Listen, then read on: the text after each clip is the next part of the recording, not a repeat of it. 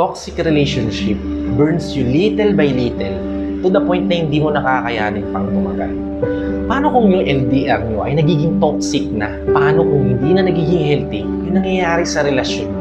Kaya naman gumawa ko ng 8 sign para malaman mo na ang LDR nyo ay posible nang mag-collapse, posible nang matapos. What's up? Kamusta? Welcome back to my channel. Andito na naman ang iyong lingkod, Gary Ulpimo. Kung bago ka pa lang sa channel ko, hit like, subscribe, and hit mo na notification bell para updated ka sa mga bago nating video. Kung hindi nyo pa na-like yung Facebook page natin, pwede tayo mag-usap, mag-communicate, magbigay ng advices and tips. Nasa description section below ng bawat videos ko ang Facebook page natin. Paki-like na lang din. Kung hindi nyo pa ako na-follow sa mga social media account ko, pwede nyo i-follow dito sa Instagram ko. Nandyan sa description section below din ng bawat videos natin. Please follow me guys. Kaya huwag natin pataglayin pa. Simulan na natin itong videos.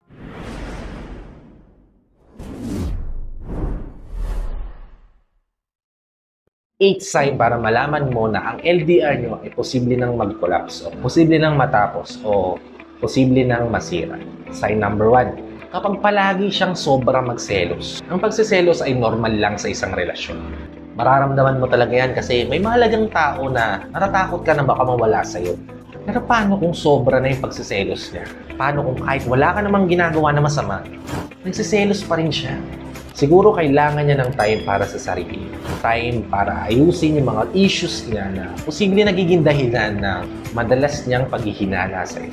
Dahil kung alam mo sa sarili mo na wala ka namang ginagawa at patuloy pa rin na ganyan yung pinapakita niya sa'yo, mas magiging madalas lang yung hidwaan yung dalawa. Mas magiging madalas lang yung away yung dalawa. Dahil kung hindi masusolusyonan ang problema yung dalawa at LDR kayo, matotoxic at matotoxic yung relasyon. And sooner or later, posibleng mag-collapse yung pagsasama. Okay? Proceed na tayo sa ikalawa.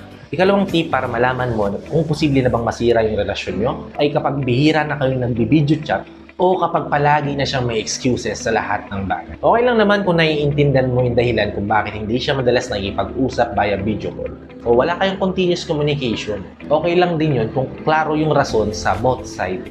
Pero paano kung hindi na nga siya nakikipag-usap sa'yo kahit gustong-gusto mo na siyang makita kahit video call man lang, tapos napakarami niya pang excuses na sinasabi o ginagawa na halos lahat na ng excuses sa mundo ay ibinigay niya ng rason para hindi kayo makapag-usap dalawa.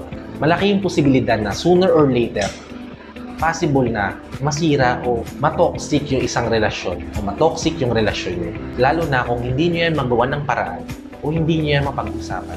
Okay? Proceed tayo sa ikatlong sign. Ikatlong sign para malaman mo na sooner or later, ang LDR nyo ay posible nang mag-collapse. Kapag palagi mong nalalaman na may plan siya kasama ng ibang tao na hindi mo man lang kakilala. Mga tao na hindi mo man lang kilala. Naiintindihan ko naman kung yung partner mo kailangan din mag-unwind. Siyempre, tao tayo, napapagod din tayo. Kailangan din natin mag-pause, kailangan din natin mag-relax. Kailangan natin ng company. Siguro kailangan natin ng mga friends. Pero paano kung bukod sa hindi niya na nga pinapaalam sa'yo, hindi mo pa kilala yung mga taong kasama niyo? At ang worst, sa iba mo pa nalalaman yung mga ginagawa niya o yung mga pinaggagawa nila. Marahil kung matatag yung relasyon niyo, mapag-uusapan niyo yan na mabuti. Pero paano kung hindi? Paano kung hindi matatag yung relasyon niyo? Dahil hindi na continuous yung communication yung dalawa eh. Tapos naglilihim pa siya sa'yo, tapos hindi niya pa sinasabi sa'yo kung ano yung mga bagay na ginagawa nila. Paano kung may problema na kayong LDR niyo, tapos ganyan pa yung pinapakita niya sa'yo, ganyan pa yung pinaparamdam niya sa'yo. Kung hindi mapag-uusapan, isang malaking senyales na yan na sooner or later, posibleng mag-collapse yung pagsasama. Sooner or later, pwede mag-end yung LDR niyo. Okay? Proceed na tayo sa ika-4. Ika-4 na sign para malaman mo kung sooner or later, posibleng mag-collapse ang LDR niyo. Kapag hindi na nga kayo nagkikita, tapos kapag nagkita naman kayo, awkward na. Diba? Kahit once na makasama mo man lang yung partner mo, lalo na kung nasa LDR kayo, iba yung saya na nararamdaman mo at yung sarap ng pakiramdam mo na makikita mo yung partner mula sa mahabang panahon na paghihiwalay yung dalawa. Pero paano kung bihira na kayo magkita ng ka-LDR mo? Tapos kapag nagkikita naman kayo, awkward na yung feeling yung dalawa. Yung pakiramdam na iba siya pagka-chat mo, napakalambing niya, napaka-sweet niya kapag ka-text mo. Yung ramdam mo na mahal ka niya kapag magka-chat o magka-text lang kayo. Yung ganado siya kapag magkalayo kayo tapos pag magkasama naman kayo, awkward na. Senyales yan na sooner or later posibleng mag-collapse yung relasyon yung dalawa. Lalo na kung LDR kayo. Okay? Proceed na tayo sa ika-5. ito yung mga sign para malaman mo kung sooner or later possible na masira na ang relasyon nyo o possible na mag-collapse na ang LDR nyo kapag hindi na siya nag-e-effort para sa'yo.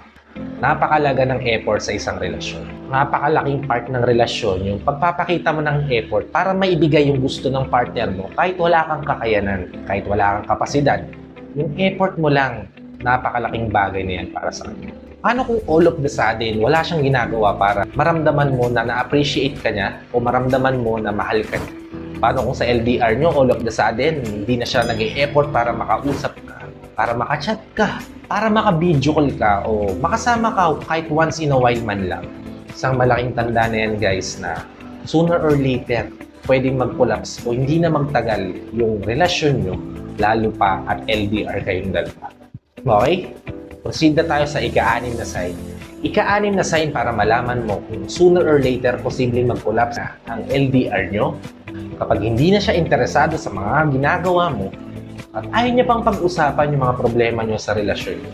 Hindi ka na ba niya kinakamusta? Hindi niya na ba gustong malaman kung ano yung nangyari sa'yo buong araw? Hindi ka na ba niya masyadong pinapansin?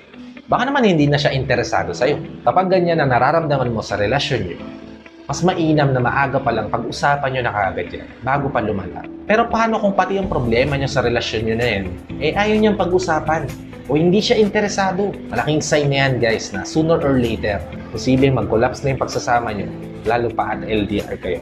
Okay, proceed na tayo sa ikapito. Ikapitong sign para malaman mo kung sooner or later posible bang mag-collapse yung relasyon nyo, lalo pa at LDR kayo ng partner mo. Kapag nakakaramdam ka ng putob, intuition kumbaga, o sinasabi sa'yo ng inner voice mo na posibleng naglolo ka na siya. Isa sa special na pakiramdam ng tao, yung intuition na tinatawag nila, o yung matinding kutob, yung maliliit na boses na nagsasabi sa'yo na kung tama o mali ba yung ginagawa mo. Kapag naramdaman mo yan, isang malaking sign niya na may posibleng nangyayari sa relasyon. Napakahalaga na pakinggan mo yan dahil madalas tama yan. At once na tumama ang masama mong kutob, posible nang matapos at sama nyo, lalo pa at LDR kayo. Okay, proceed na tayo sa ikawalo. Last but not the least, ang ikawalong sign para malaman mo na sooner or later masisira na LDR nyo ay kapag hindi niya na binabanggit sa'yo kung ano yung mga plano niya para sa inyong dalawa. Kung mahal mo ang isang tao, palagi siyang kasama sa lahat ng plano mo sa buhay. Especially kung yung plans na yon ay about sa future niyong dalawa. Paano kung malaman mo na yung partner mo sa LDR ay napakaraming ang plano pero ni isa doon hindi ka kasama? Isa yan sa napakalaking sign na wala siyang planong patagalin yung relasyon yung dalawa. But sooner or later, possible iwanan ka niya at masira ang relasyon, lalo pa at LDR kayo. Guys, napakalaga kasi sa isang relasyon na kung may problema kayo, pag-usapan nyo at dapat open kayo sa isa't isa. Sa suggestion ng bawat isa, sa comment ng bawat isa. Dahil kung ang problema ay hindi pag-uusapan, posibleng lumaki yan at pwedeng maging bato yan na dudurog sa relasyon nyo sa pagsasama nyo dalawa. Ang LDR guys ay isang challenge sa pagsasama nyo dalawa. Pero pwede rin maging growth nyo yan as an individual.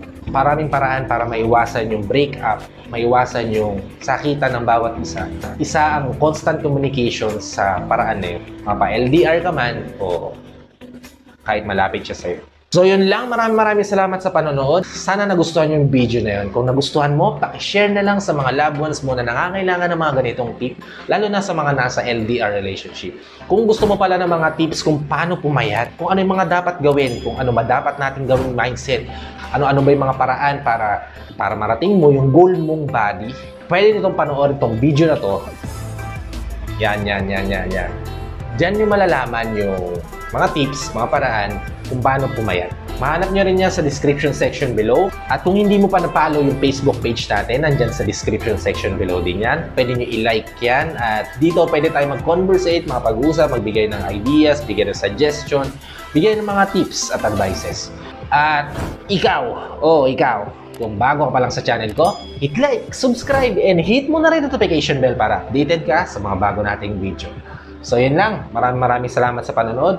Ingat po tayo palagi. See you sa susunod na vlog. God bless. Peace. Whenever your heart is broken.